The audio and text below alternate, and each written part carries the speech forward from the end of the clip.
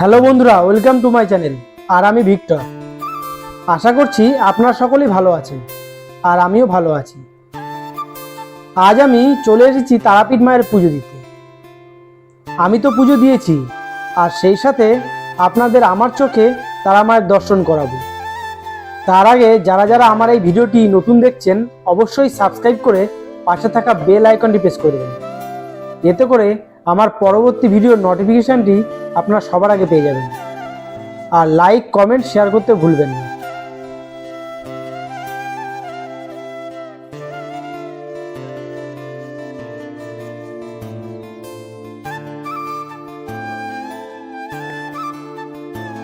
Video শুরুতেই আপনাদের জানাই তারাপীঠ কিভাবে আসবেন। আপনারা হাওড়া, শিয়ালদা বা কলকাতা স্টেশন থেকে ট্রেন ধরে রামপুরহাট আসুন। এই যেমন আমি চিতপুর বা কলকাতা স্টেশন থেকে বালুরঘাট ধরে রামপুরহাট স্টেশনে এসেছি। এরপর স্টেশন থেকে বাইরে বার হয়ে একটু সামনে হেঁটে গেলেই অটো, টোটো বা ছোট গাড়ি পেয়ে যাবেন। মাথাপিছু 40 টাকা ভাড়া নিয়েছিল আমি যখন গিয়েছিলাম। এই গাড়িগুলি রিজার্ভেও পাওয়া যায়, আপনারা চাইলে রিজার্ভ করেও যেতে পারেন। তবে আমি মাথাপিছু ভাড়াতেই গিয়েছিলাম। রাস্তায় যেতে যেতে চারপাশের দৃশ্য দেখতে দেখতে চোখে পড়ল মায়ের মূর্তি দিয়ে একটি তরুণ। বেশ ভালো লাগছিল। এরপর তারাপীঠ এসে একটি হোটেলের রুম ভাড়া নিয়ে মায়ের মন্দিরের দর্শন করে এবং পরের দিন পুজো দেব কখন সেই সকল ব্যবস্থা করে রেখে এলাম। তারপর দিন মায়ের পুজো দিলাম। এবার আপনাদের কিছু ইতিহাস জানাই মায়ের মন্দির দর্শন করতে করতে। সবাই কমেন্ট বক্সে একবার জয় তারা মায়ের জয় কমেন্ট করবেন। তারাপীঠের বর্তমান মন্দির মল্লারপুরের জমিদার স্থাপন করলেও গল্পের শুরু জয়দত্ত সদাগরের কথা থেকে। আজও লোক মুখে মুখে চলে আসছে তার কাহিনী। আজ থেকে প্রায় 800 বছর আগের কথা। তিনি ছিলেন বীরভূমের রত্নাগড় নিবাসী। একবার তিনি বাণিজ্যে প্রচুর অর্থ সম্পদ লাভ করে বাণিজ্য পথে বাড়ি ফিরছিলেন। চলার পথেই অসুস্থ হয়ে মৃত্যু হলো তার প্রাণাধিক পুত্রের। বাড়ি ফিরে ছেলের অন্ত্যেষ্টি করবেন বলেই তিনি মনস্থির করলেন এবং মাঝিদের বললেন পুত্রের দেহটাতে ভালো করে ঘি মাখিয়ে রাখতে, তাতে পচন ধরবে না। এদিকে সন্ধ্যা নামছে, তাই রাত্রিটা পথেই বিশ্রাম নিতে হবে। তাই পথ চলতে চলতে থামলেন এক বিশাল জঙ্গলের কাছে। স্থানটির নাম চণ্ডীপুর। রাতে ঘুম নেই জয়দত্তের। মৃত ছেলের দেহ আঁকড়ে রাত জাগলেন তিনি। সেই সময় তারামা এক কুমারী মেয়ের রূপ ধরে নৌকার কাছে এসে দাঁড়ালেন। তার কালো রূপে যেন আলো ছিটকে পড়ছে। রাত্রির আকাশ জুড়ে এক অপূর্ব জ্যোতি। অপূর্ব সুন্দর সেই মেয়েটি জয়দত্তকে জিজ্ঞাসা করলেন, ও বাছা, নৌকায় করে এত কি নিয়ে চলেছ গো? পুত্র শোকে জয়দত্তের মন ভারাক্রান্ত। তিনি রাগের চোটে গম্ভীর উচ্চ গলায় বললেন, ছাই আছে। সদাগরের কথা শুনে মেয়েটি আচ্ছা ঠিক আছে বলে চলে গেলেন। কিছুক্ষণ পরে জয়দত্ত দেখলেন তার নৌকার সমস্ত অর্থ সম্পদ ছায়ে পরিণত হয়েছে। পরদিন সকালে মাঝিরা রান্নায় বসলেন। খেয়ে দিয়ে নৌকা নিয়ে যাত্রা করতে হবে তো। মাঝিরা শোল মাছ কেটে জলে ধুতে গেলেন। জলের স্পর্শ পেয়ে মাছটি জ্যান্ত হয়ে মাছটি জলে সাঁতরে চলে গেলেন। মাঝিরা দৌড়ে এসে জয়দত্তকে সব কথা খুলে বললেন। জয়দত্তের মনে পড়ে গেল আগের রাতের কথা, সেই মেয়েটির কথা। তখন পুত্র শোকে কাতর হয়ে বারবার তিনি বলতে লাগলেন, মাগো দেখা দে। কে তুই মাগো?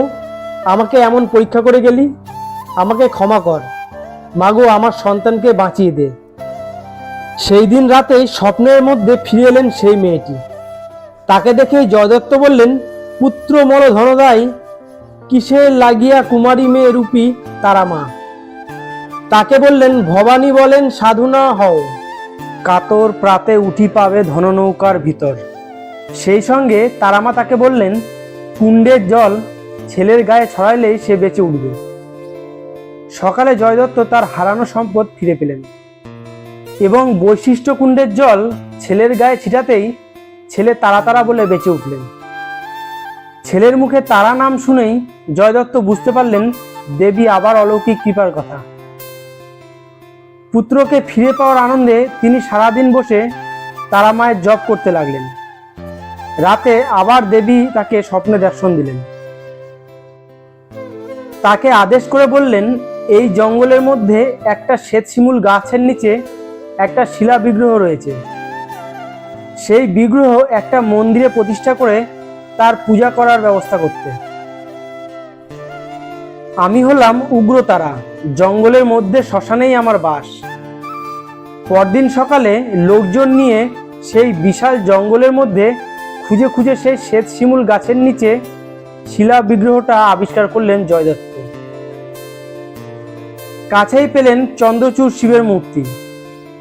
বৈশিষ্ট্যকুণ্ড বা জীবিত কুণ্ডের সামনে তাড়াতাড়ি মন্দির নির্মাণ করে সেই শিলামূর্তি ও চন্দ্রচূড় শিবের মূর্তিটি প্রতিষ্ঠা করলেন। শুধু মন্দির প্রতিষ্ঠা করলেই হবে না, তার নিত্য পূজাও করতে হবে। তাই কাছেই গ্রাম মহুলা গ্রামের এক ব্রাহ্মণকে তারা নিত্য পূজার দায়িত্ব দিয়ে বিদায় নেয়। এভাবেই তারাপীঠে প্রথম মন্দির নির্মাণ হলো।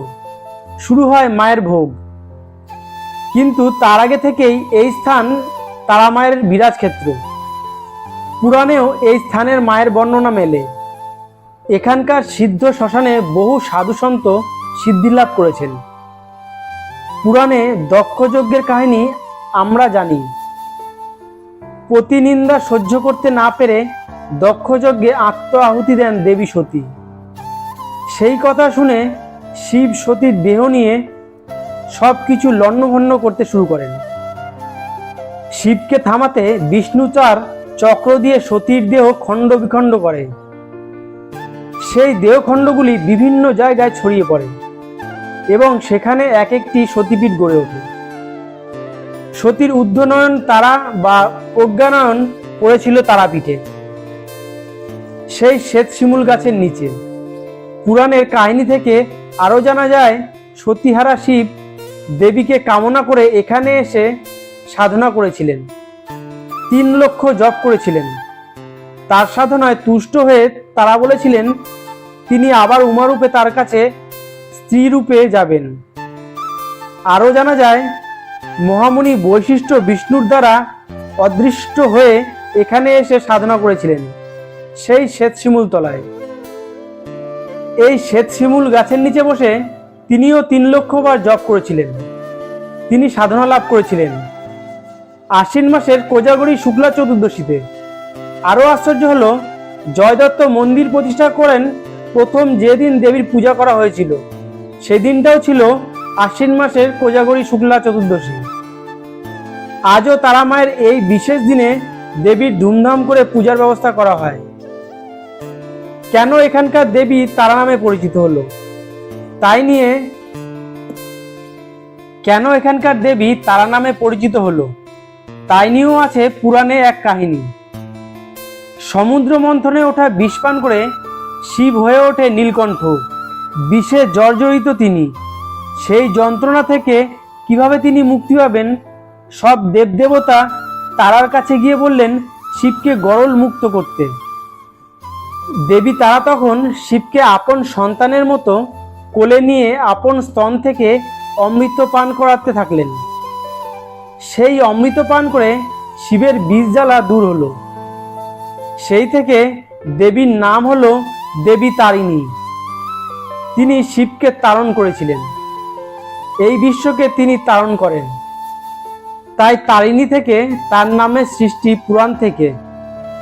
এবার ফিরে আসি মধ্যযুগ ধরে। জয় দত্তের তৈরি মন্দির কালক্রমে জরাজীর্ণ রূপ ধারণ করল। তখন সেই মন্দির নতুনভাবে নির্মাণ করতে এগিয়ে এলেন বীরভূমের অরল গ্রামের রামজীবন রায় চৌধুরী। সেটি হলো তারাপীঠের মন্দির নির্মাণের দ্বিতীয় নির্মাণ। সেটি ছিল আনুমানিক 1743 খ্রিস্টাব্দ। সময় পেরিয়ে যায়, দ্বারকা নদী দিয়ে গড়িয়ে যায় কত জল। কত সাধক এখানে আসেন, আবার সিদ্ধলাভ করে চলেও যান। একদিন তারাপীঠে এলেন সাধক কমলাকান্ত। এসে দেখলেন জরাজীর্ণ তারা মায়ের মন্দির। সেই ভগ্ন মন্দিরের সামনে বসে মাকে শোনালেন একের পর এক গান, আর তার দু চোখ বেয়ে নেমে এলো জলের ধারা। মন্দিরের ভগ্ন দশা দেখে কেঁদে ফেলেছিলেন মল্লারপুরের জমিদার। মায়ের মন্দিরের সামনে দাঁড়িয়ে মানত করেছিলেন, মাগো, আমার মনোবাঞ্ছা পূরণ হলে তোমার নতুন মন্দির গড়ে দেব।